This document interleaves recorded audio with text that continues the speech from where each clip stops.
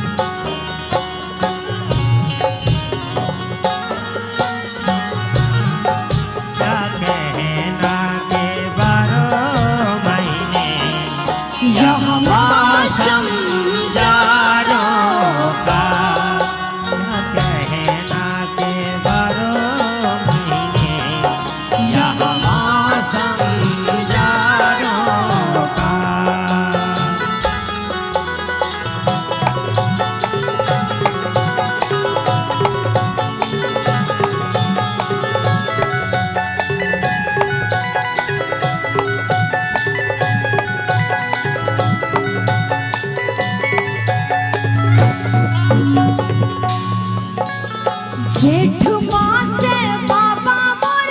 बियाह कैले, कार्तिक माँ से विदा कैले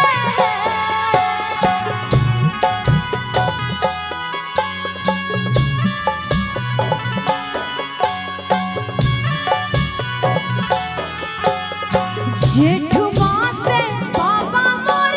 बियाह कैले, कार्तिक माँ से विदा कैले ललना फागुन माँ से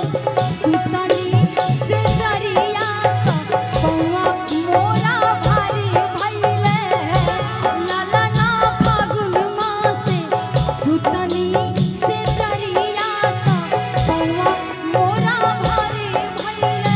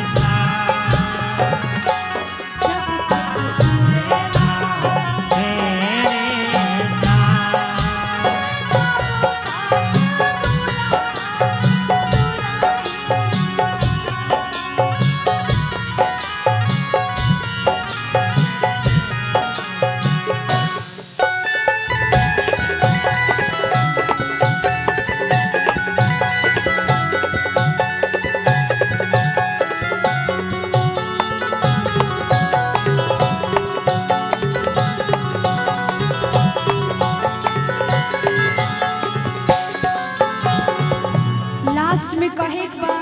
ध्यान कि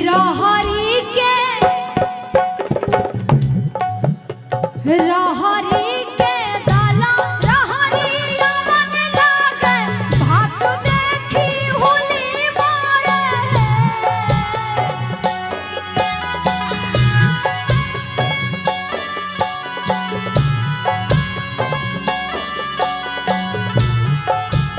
रहरी के दाला रहरिया मन लागे भात देखी होली मारे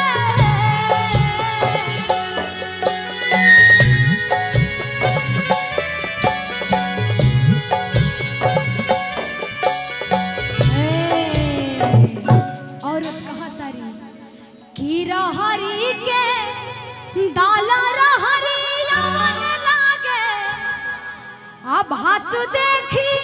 हुली मारे कि अपना बालमुआ के पैतीता चुरुकी उखाड़ी लेती है लाला ना